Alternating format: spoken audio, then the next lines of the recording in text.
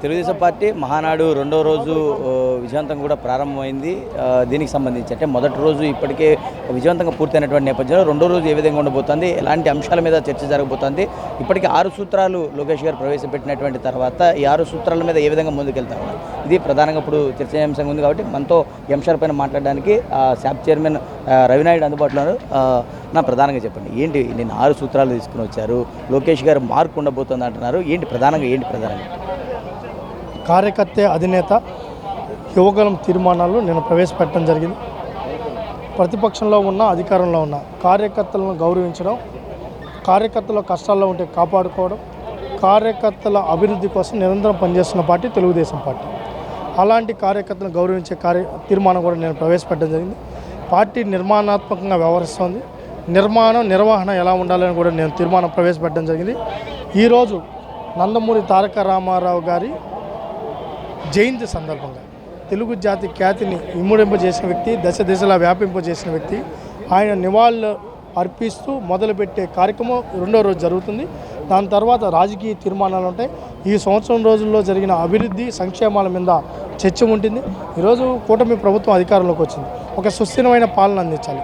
ఈ సుస్థిరమైన పాలనకు అనుగుణంగా ఈరోజు తీర్మానాలు కూడా ఉంటాయి. దాంతోపాటు జాతీయ అధ్యక్షుడు ఎన్నుకునే ప్రక్రియ కూడా ఉంది. అది 4 గంటలకి ఆ ప్రక్రియ కూడా పూర్తి చేయడం జరుగుతుంది. ఏదేమైనప్పటికీ కడప గడ్డపైన ఒక అద్భుతమైన మహానాడు జరుగుతుంది. కనీ విని ఎనిగిన రీతిలో ఈ మహానాడు విజయవంతం అవుతుంది. అంటే అన్న ముఖ్యంగా కడపలో ఇలాంటి సభ అంటే రాయలసీమలో తిరుపతి మినహాయించి ఇక్కడ కూడా సభ నిర్వహించలేదు. ఏంటి ప్రధానంగా కడపనే ఎంచుకోవడానికి ఏమన్నా ఉంది పర్టికులర్గా ఏదైనా లేదు ఏంది ప్రధానంగా? అంటే ఇక్కడ చాలామంది ఇక్కడికి వచ్చి తెలుగుదేశం పార్టీని చాలా విధాలుగా కించపరిచినటువంటి అవసరం ఉంది. ఇప్పుడు తెలుగుదేశం పార్టీ కడపలో కూడా పూర్తిగా కూడా పసుపుమయం చేసినటువంటి పరిస్థితి ఏం చెప్తారు? ఇది పూర్తిగా నారా లోకేష్ గారికి చెందుతుంది. ఆయనే ఈ ముందు ప్రతిపాదన పెట్టింది, పాలిట్ బ్యూరో ఆమోదించింది. కడపలో పెట్టాలని లోకేష్ గారి యొక్క ఆలోచన కూడానే ఈ కడపలో మహానాడు పెట్టడం జరిగింది. ఇది కడప ప్రజలకు కృతజ్ఞత కూడా అని చెప్పుకోవచ్చు.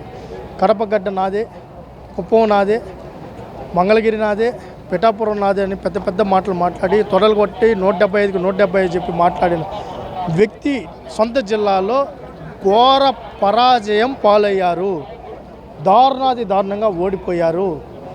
ఓడిపోవడమే కాదు, ప్రజలు తిరస్కరించబడ్డారు.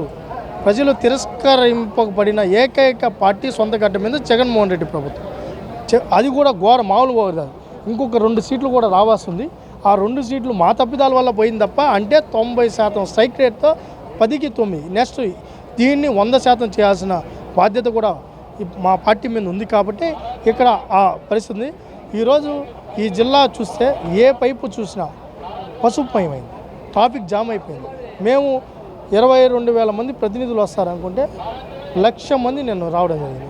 ఈరోజు కూడా 8 గంటలకే ప్రాంగణం అంతా నిండిపోయే పరిస్థితి. అంటే జగన్మోహన్ రెడ్డికి ఇప్పుడన్నా ఈ చూసిన తర్వాత బుద్ధి తెచ్చుకొని ఇంకా పెద్ద మాటలు మాట్లాడి ఎంటుకులు పీకే కార్యక్రమం ఆపేసి, తొడలు కొట్టే కార్యక్రమం ఆపేసి, జబ్బలు చచ్చే మాటలు ఆపేసి గౌరవంగా పులివెందుల అభివృద్ధి గురించి ఈ ప్రభుత్వం ఏమి చేస్తే బాగుంటుందని సూచనలు ఇచ్చే విధంగా అసెంబ్లీలోకి వచ్చి మాట్లాడి హుందాగా ఉంటే బాగుంటుంది.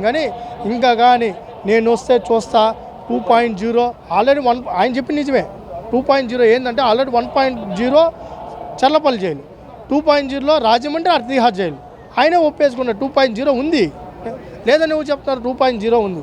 20 ఏళ్ళు సుస్థిరమైన పాలన అందించబోతున్నావు. నువ్వు పంచభూతాలను దోచేస్తావు, పేదల రక్తం దాగావు, అనేక మంది హత్యకు కారణమయ్యావు. నీ లిక్కర్ స్కామ్తో వందలాది మంది చచ్చిపోయారు. వాళ్ళ తాలిబొట్లు, ఆడవారి తాలిబొట్లు ఉసురు నీకు తగిలింది. నువ్వు ఇంకా 10 జన్మలు ఎత్తినా నువ్వు అధికారంలోకి రావు. నీ పని అయిపోయింది.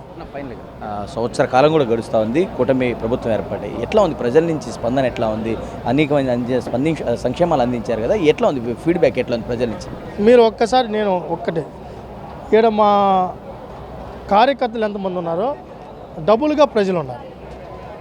కార్యకర్తలు ఎంతమంది ఉన్నారో ప్రజలు స్వచ్ఛందంగా వచ్చిన వాళ్ళు దానికి 2 రెట్లు ఉన్నారంటే ప్రజలు ఈ ప్రభుత్వం మీద సంతృప్తిగా ఉన్నారు. 1000 రూపాయలు పెన్షన్ పెంచేదానికి 5 నెలలు పట్టింది. 9 నెలల గర్భవతిలాగా ఆయన ప్రతి నెల పోయి డాక్టర్ చెకప్ చేసుకుంటూ సంవత్సరానికి 250 రూపాయలు, సంవత్సరానికి 250 రూపాయలు, సంవత్సరానికి 250 రూపాయలు, ఎలక్షన్ ఉండగా ఇంకో 250 రూపాయలు ఇచ్చిన వ్యక్తి జగన్మోహన్ రెడ్డి. ఒకే సంతకంతో 4,000 రూపాయలు, అంతకుముందు 3 నెలలు కలిపి 7,000 రూపాయలు ఇచ్చిన వ్యక్తి చంద్రబాబు నాయుడు గారు. అలాంటి నాయకత్వంలో ఆనందంగా ఉండక ఏం చేస్తారు? ఈరోజు సిలిండర్లు ఇచ్చాం, సంవత్సరం పట్టింది జగన్మోహన్ రెడ్డికి. ఆ రోజు ఆయన ఇచ్చిన మాటలని నవరత్నాలు ముందుకు తీసుకొని వచ్చారు. ఇలాంటి నాయకత్వాన్ని ఎవరు అందుకే కదా తిరస్కరించారు. ఇలాంటి నాయకత్వం కోరుకున్నా భవిష్యత్తులో కూడా ఇచ్చిన ప్రతి మాటను నిలబెట్టకుండా బ్రహ్మాండమైన పాలన ముందుకు సాగుతుంది. ఇది మొత్తానికి తెలుగుదేశం పార్టీ మహానాడు వచ్చేంత వైభవం కూడా కొనసాగుతుంది. రెండో రోజు కూడా అదే తరహా, అంటే మొదటి రోజు ఏ విధంగా విజయవంతమైందో రెండో రోజు కూడా అదే తరహా విధానం కొనసాగుతుందంటూ కూడా శాప్ చైర్మన్ రవినాయుడు చెప్తున్నటువంటి పరిస్థితి. ఇది ఉన్నటువంటి తాజా పరిస్థితి. కెమెరా పర్సన్ సురేంద్రతో రాజ్ కుమార్, ప్రైమ్9 న్యూస్, కడప నుంచి.